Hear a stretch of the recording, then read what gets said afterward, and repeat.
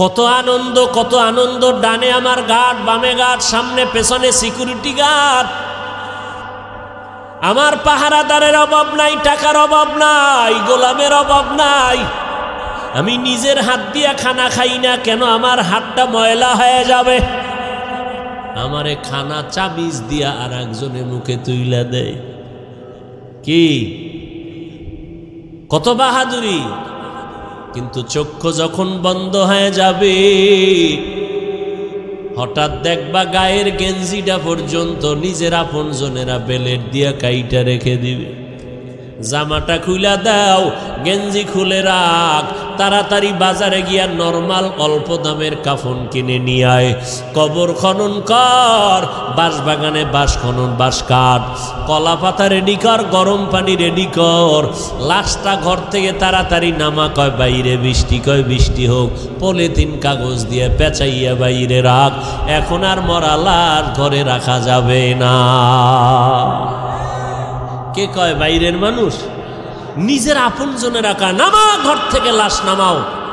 কয় বৃষ্টি বাইরে, কয় বৃষ্টি টিষ্টি বুঝি না, ওগলা পাতা আর পলিথিন দিয়ে পেঁচাইয়া রাখো। ইমাম সাহেবরে খবর দাও জানাজার জন্য।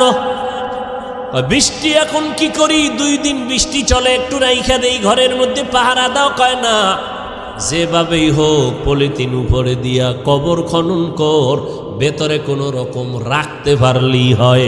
দোয়া দায়ী লাগবে না, চাপা মাটি দিয়া চইলা আয়। এখন আর এই মরা লাশের পাহারা দিতে পারবো না। শুধু তাই না, করোনায় দেখাইয়া গেল। কয়েক মাস আগে তোমরা তো ফেসবুক শরীফের ভেতরে দেখেছো, এই যে ঢাকা বাড্ডা থানার ভেতরে আজদাহা 2টা সন্তান, মহিষের মতো 2 সন্তান। বাবায় লেখাপড়া শিখাইয়া গেল, বাবায় টাকার অডেল সম্পদ রেখে মরে গেল। সন্তানেরা বাবার সম্পদ নিয়ে 24টা ঘন্টা ঝগড়া করলো। বাবার লাশটা পড়ে রইল, দাফন করার সময় পাইল না।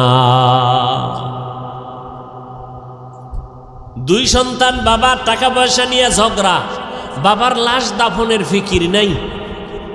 এমন কুলাঙ্গার সন্তান জন্ম দিয়া কি লাভ হবে? আর এমন কুলাঙ্গারের বাবা দাবি করে কি লাভ? যেই সন্তানের মানুষ বরদোয়া